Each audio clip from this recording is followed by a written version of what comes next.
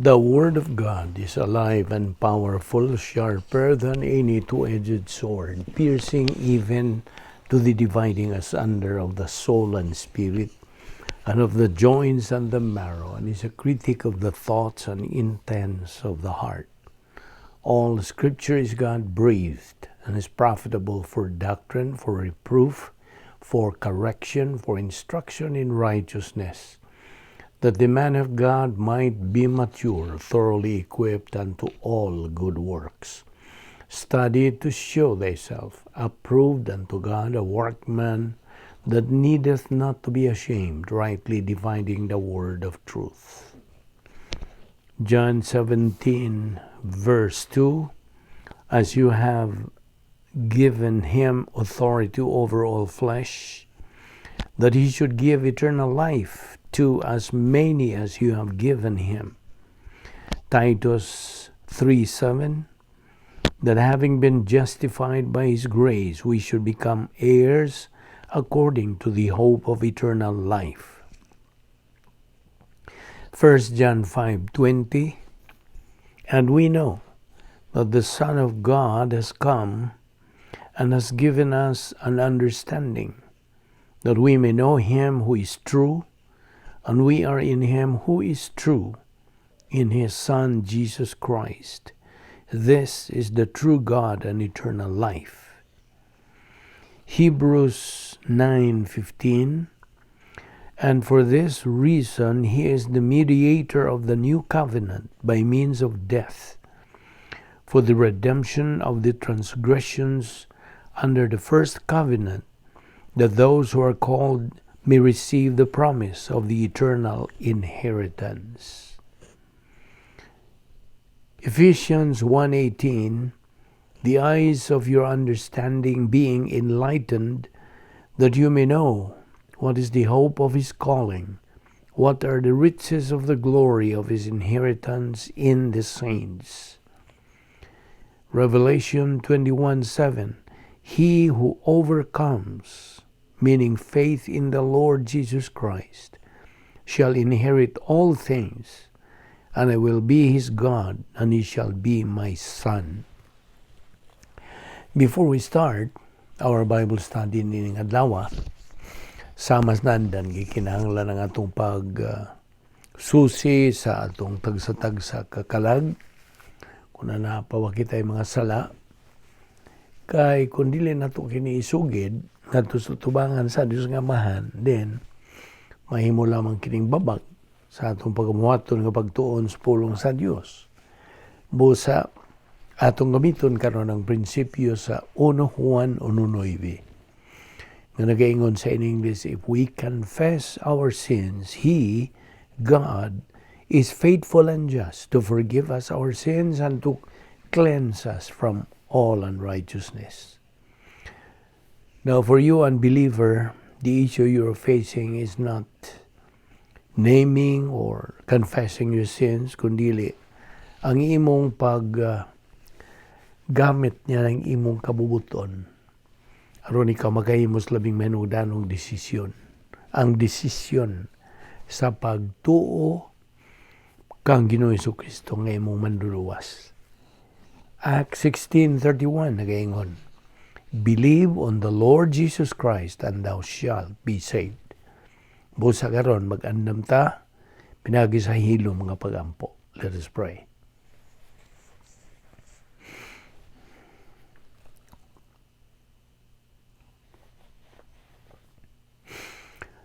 Ama, namong langit no, nagawasalamat kami kanimo unas tanan, nininglain no sa mga adlaw nga imong gipadangat kanamo, buhi pa kami sa among lawas kini. Gumikan lamang sa imong gugma, sa imong kaluoy, sa imong kortesiya ug sa imong grasya. Salamat o Dios, ninglain no sa mga adlaw. Ubani kami sa among pagpadayon sa pagtuon sa imong pulong, pinagis pagtudlo ka na mo sa balang Espiritu Santo, nga mao lamang ang bugtong paagi nga kami makasabot sa kamatuoran, kay siya raman ang bugtong magtutudlo sa kamatuoran. Kining tanan among gipasalamatan sa ngalan ni Ginoong Hesukristo. Amen. Maayong adlaw sa tanan natong mga subscribers, atong mga higala, atong mga igsoon dihan ni Kristo, fellow believers, welcome na usab nining atong adlaw-adlaw nga pagtuon sa pulong sa Dios. Okay, niya pa kita magadupot sa atong tunanan, how to be a victor rather than a victim in life. Okay, padayon kita. Niya pa kita nagadupot bahin sa kaluwasan nga gikinahanglan nga maklaro na gyud nimo bahin kini sa imong pagaluwas o kung luwas ka na ay mga punto sa doktrina nga atong pagahisgutan. Okay. Honestanan, ang matag magtutuo ni ining atong panahon sa simbahan. Kay kini nga atong panahon ron, panahon sa simbahan, the church age, nga nataw ni atong adlaw sa Pentecostes. Okay, every believer then, today, is the church. Ecclesia, mao kanay original nga Grigong pulong, kanang nagpasabot ka na og ang simbahan. Now, unsaon man pagsuod nato sa maong simbahan? Tubag, pinaagi sa pagbautismo sa Espiritu Santo. Mga buhat 1:5. Unsaon man? Faith alone in Christ alone. Acts 16:31. Di man na, maura ka na ang paagi nga ikaw mabautismuhan sa Espiritu Santo. O mao ni yung paagi, pagtuo lamang kang Kristo lamang. Now, of course, pagtuo ngadto sa tukma nga tumong, the right object, ug kinsa man ang tukma nga tumong si Ginoong Jesucristo. The Lord Jesus Christ is the only Savior and Lord. The Christ in the Bible is the only Savior. Dili ang Kristo sa relihiyon. Kaya binimo, ang Kristo sa relihiyon, dili makaluwas. It cannot save anyone. Because religion considers their Christ to be lower than Mary. You see? So, maingon sila sa Latin nga ad Jesum per Mariam, to Jesus through Mary.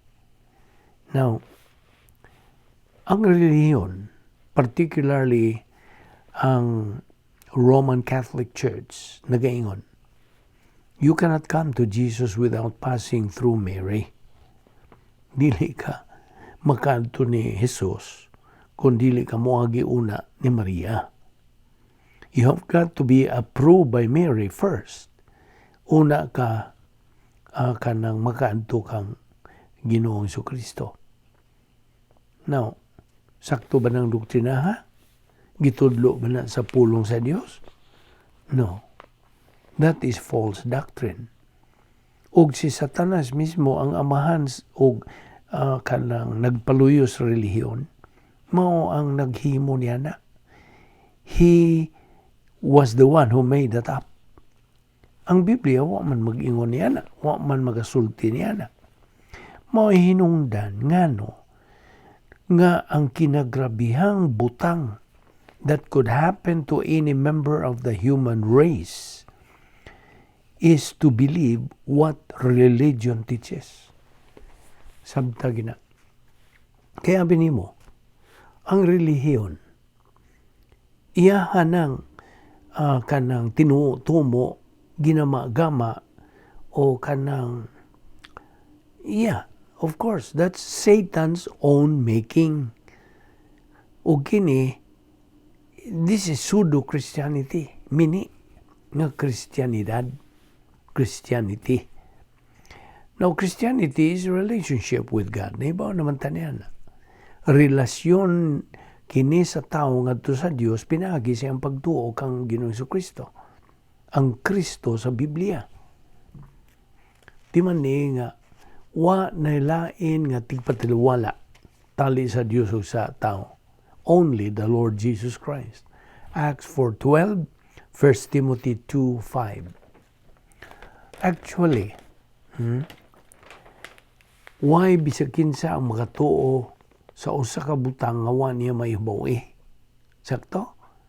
You cannot believe something you do not know.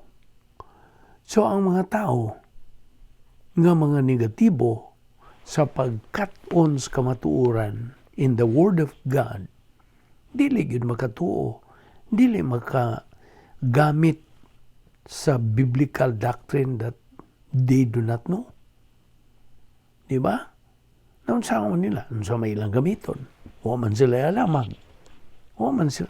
Mawito ng Juan 8:32 nag-iingon nga, you shall know the truth, and the truth shall make you free. So, ang usa ka tao, bisan pag magtutuo siya, kung wa siya lamag sa kamaturan, now, saan man niya pagtuo niya na? Dili siya magkatuo, kaya man siya kaybaw. Basta? Therefore, he has got to hear the gospel first. Ikinahanglan siya maminaw sa mayong balita sa kaluwasan, pinaagi sa usa ka ebanghelista o ministro, una niya tuuhi ka na. Nagasabot ka ba? Kaya ang pulong sa Diyos nag-ingon man nga ang pagtuo moabot sa tao, pinagi sa iyang pagdungog o ang pagdungog sa pulong sa Diyos. Roma 10:17. Faith cometh by hearing, and hearing by the Word of God. Kaya binimo, ang kaluwasan bahin kinis plano sa Diyos. Salvation is part of the plan of God. And the plan of God does not fail. Dili yun mapakyas. Kay ang nagmugna nining mong plano sa Diyos, ang Diyos man mismo. Nga dili masayop, dili mamaka, kamatuoran man siya. You see?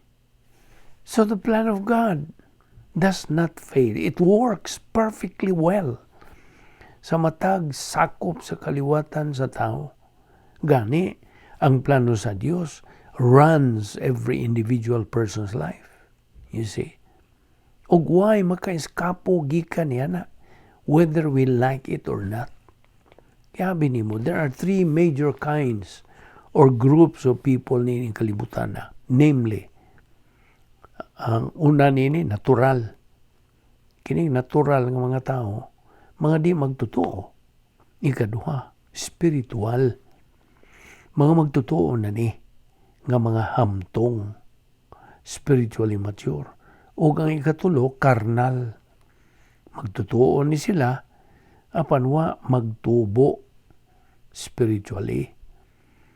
Now, tutuki imong kaugalingon. Susiha imong kaugalingon. Where you belong. Asa man ka. Nahisakop nining tulo ka mga hugpong nga giilista. However, at this point, let us take up 5 points on the doctrine of heathenism. Now, okay, ang nag-una nini, okay, punto numero 1. Ang Diyos hingpit nga hingpit nga pagkamatarong. Hingpit nga matarong. God is perfect righteousness. And just perfect, okay? Perfect justice po siya. Therefore, God can never be unfair to any member of the human race. Naman na sa Deuteronomio 32:4. Manay una. Ikaduha, the ultimate redemptive work of Christ provided salvation to the entire human race. Okay? Nasa 2 Corinto 5:14. Ay katulong punto. Ang gipanayag nga kabubuton sa Dios nagaingon nga ang tanan unta maluwas.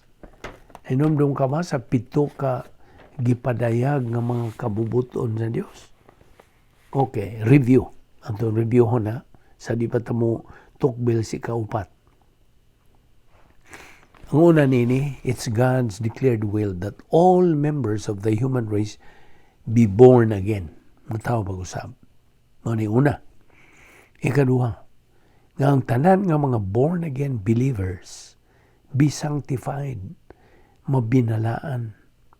Unsaon? Pagtuon sa pulo sa Dios. Padayon sa pagtubo. Ikatulo, kabubuton sa Dios nga ang tanang magtotoo kontrolahon sa Espiritu Santo. Be controlled by God the Holy Spirit. Naibaw na po kas mechanics nini. How to be controlled by God the Holy Spirit. It is using the 1 John 1:9 principle. If we confess our sins, He, God, is faithful and just to forgive us our sins and to cleanse us from all unrighteousness. Human malimpyuhi kagikan sa imong pagsugid sa imong mga sala, then you're controlled by God the Holy Spirit. Ano ikatulo? Ikaupat nga kabubuton sa Dios. Kabubuton sa Dios nga ang mga magtotoo mahiluna sa grasya. Grace-oriented.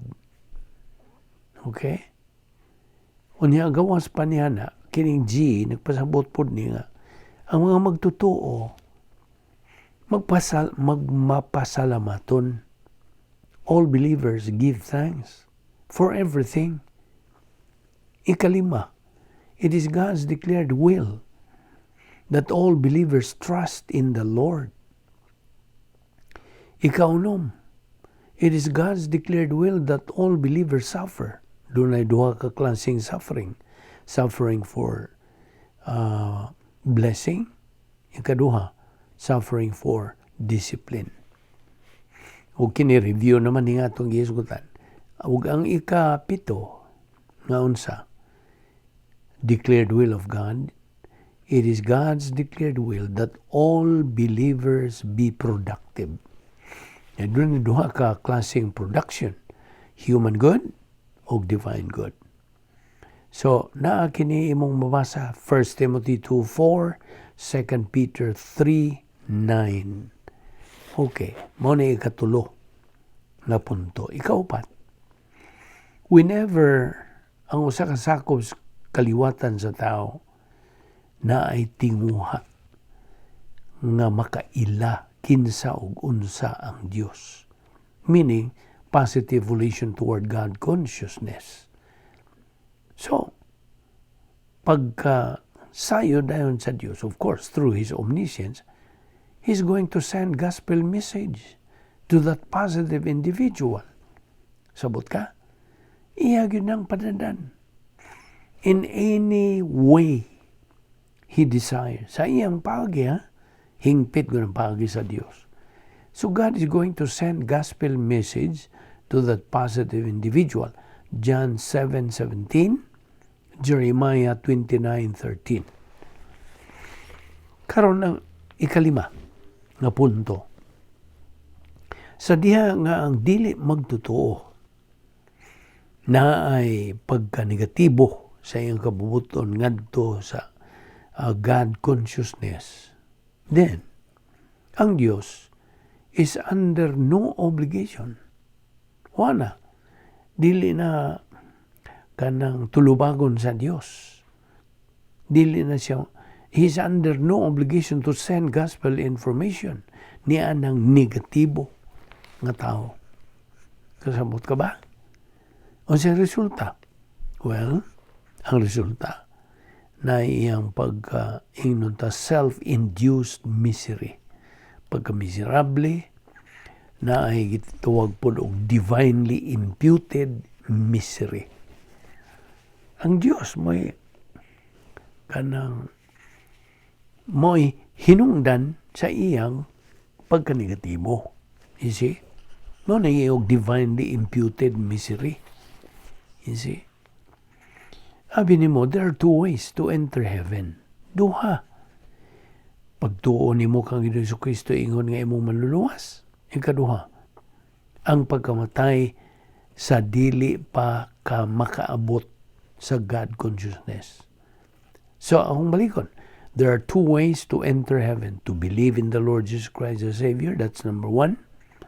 Number two, to die prior to reaching God consciousness. Now, ang usa ka tawo nga mutuo kang Ginoong Jesucristo nga iyang manluwas has the right to become a child of God.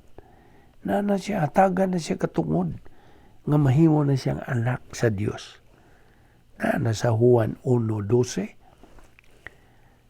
Gawas pa niya na ang mga magtutuo nahimo ng mga anak sa Dios. Pinagis lang pagtuo kang Ginoong Jesucristo nga ilang manluluwas. Galatia 3:26. Karon tingali mo tanda kag unsa man gyud kadakas pagtuo nga gikinahanglan aron kita mutuo kang Ginoong Jesucristo. How much faith is needed to believe in Christ? Tubag? Just as small as a mustard seed. Ingon kagamay lisos mustasa. Mura. Ug kanang maong matang sa pagtuo, wa kanay merito. Gani, it's described as a childlike faith. Sama sa pagtuo batang gamay. O the third kind of human perception, kining pagtuo. Hinumdum ko ba sa tulo ka matang sa tawhanong pagpanabot? Nag-una niini is empiricism. Ikaduha, rationalism. Ikatulo, ang pagtuo. Mao ni gipili sa Dios aron ang tao maluwas.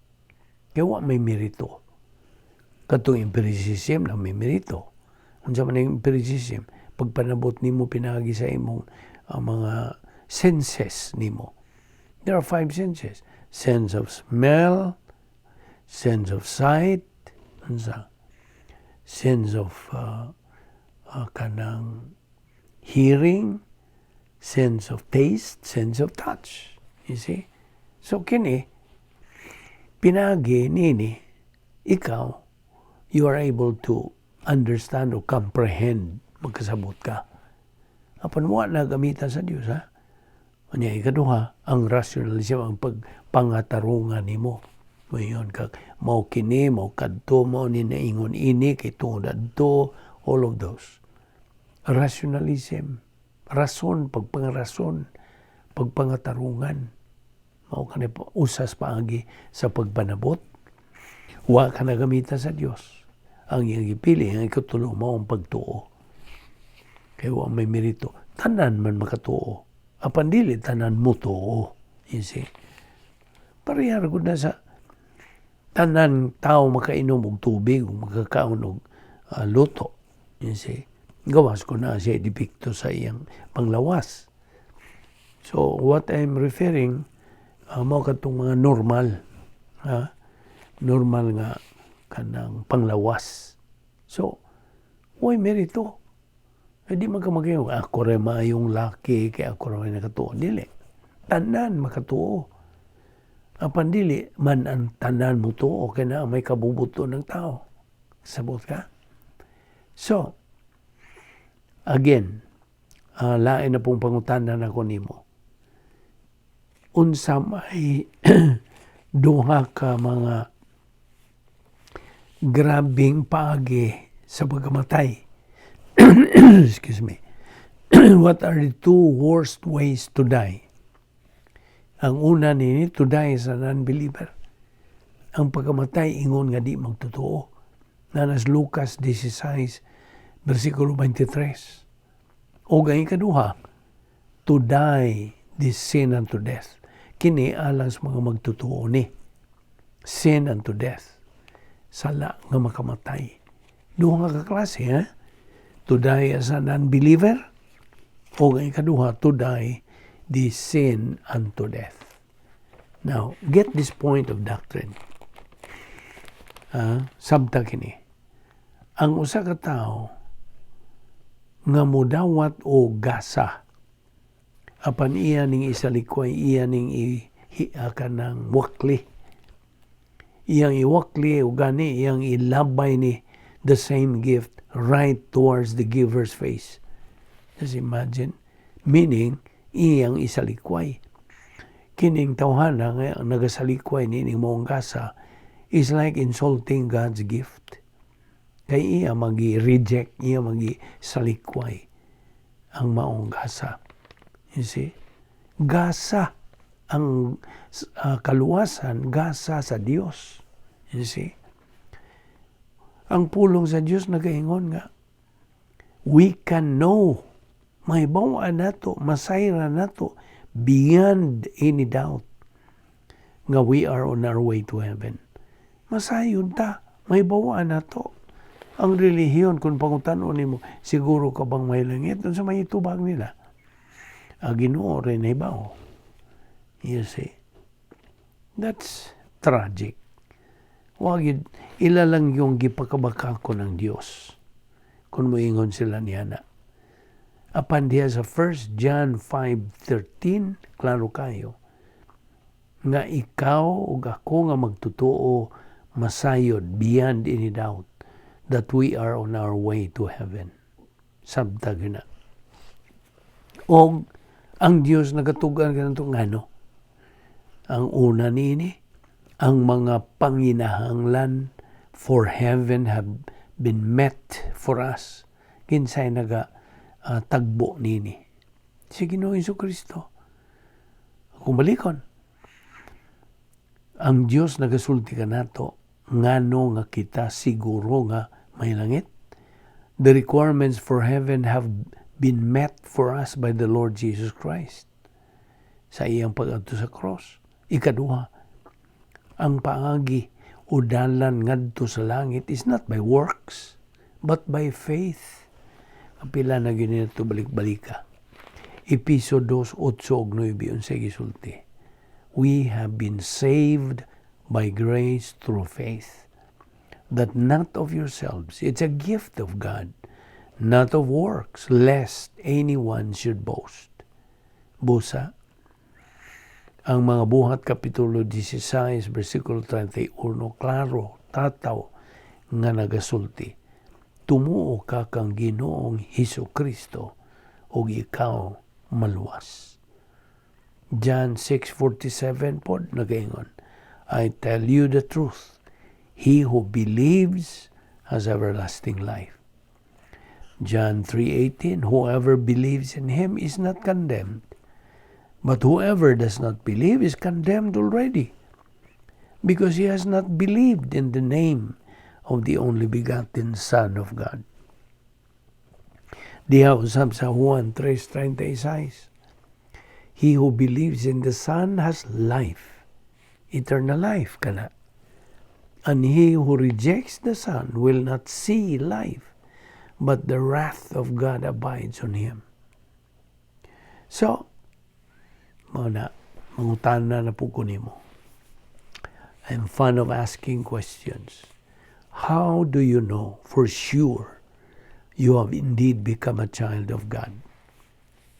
Now you see, I often ask anybody, whenever God gives me an opportunity this question, yun sa manimo pagkahimong Kristohanon. Now, if I were to pose the same question to you, how would you respond? Unsa man imong pagtubag niya na? Could you provide a clear biblical answer? Hey, perhaps it's time for you to make sure nga imong masabdan ang basics, mga sinugdanan, bahin sa kaluwasan. Not so you can answer a reporter's question, but so you can know for sure, nga siguro yun, that you have indeed become a child of God. Sabtag na. Pangutan na imong kaugalingon, niining musunod nga mga pangutana. Have I recognized that I have committed sin against God? Nakaamgo ba ko? Nga nakabuhat kog sala batok sa Dios? Kaya ang Roma 3:23, klaro man kayong nagaingon. Kitang tanan, ang tanan nakasala ug nakabsan sa himaya sa Dios. We have all sinned and have fallen short of God's perfect standard. So, tungod sa atong mga sala, nga ang kaluwasan is so vital, kinahanglan nga kita mapasaylo sa atong sala. We need to be forgiven. Ikaduha, pangutan-ay mo kaugalingon. Have I acknowledged that Christ died on the cross for me to pay the penalty for my sin? And have I acknowledged ako bang tuuhan giangkon o gituuhan si Jesucristo nga akong manluluwas? Roma 10:9 nga to sa 10. Kaya ang kaluwasan is not a matter of trying to live like Jesus or believing that He was a good man. Dili. It is accepting as a gift what He did at the cross for us. Sa iyang gibuhat dito sa cross, pagkamatay tungod sa atong mga sala, pagbayad sa atong utang sa sala. Ikatulo, do I desire to live in a way that pleases Christ? Buot ba ko nga magakinabuhi sa pamaagi nga makapahimuot kang Jesucristo that pleases Christ? This gives evidence that our faith in Him is genuine. 1 John 2:3-6. So, pangutanay mong kaugalingon. Nahibaw ba ka? Siguro ka ba nga ikaw naluwas? Kay mo kinilabing may nung danong pangutana nga gikinahanglan imong tubagon. Now, ni ay pulong sa kanang na ay nga you can live by. Words to live by kini. To get to heaven, it is who you know that counts. Ibutang na. Isuwat na. Ano din na mo makalimtan. To get to heaven, it is who you know that counts. Ato ni padayon ugma. Ayaw sipyat sa pagsunod ni ini. Ining atong pagtuki bahin ni ining kaluwasan. Kay labing may nung danon gayud kini sa atong kinabuhi. O naunta makaamgo. Kadto nagadungog ni ini maong mensahe ang mga dili magtotoo. Nga way laing pagi nga kita may langit pinagi lamang sa paagi sa Dios kay hingpit man ang Dios. Only a perfect person can produce a perfect plan. And since God is perfect, His plan is perfect. Magampo ta. Balaan na mo nga Diyos, salamat sa imong grasya. Imong gitundo ka na mo nining adlaw. Naod nga kini mo tuhop ngayon sa among galamhan, sa among kalag. Kay mo kini ang yawi nining tanan nga kami makatuman gayon ni anang among gitutukan nga uluhan nga among gisgutan, among dugukan, how to be a victor rather than to be a victim in life. Musa, imo man kamubuton nga ikaw, nga kami, nga kami imong mga anak, mahimo untang mga mannaog, dili mga pildiro. Musa, salamat ni ining paagi nga among gipahimuslan nga grasya. Dada kami pagbalik ugma dinhi aron kami makapadayon nining among adlaw-adlaw nga pagtuon sa imong balaang pulong. Kining tanan among gipasalamatan sa ngalan ni Ginoong Hesukristo. Amen.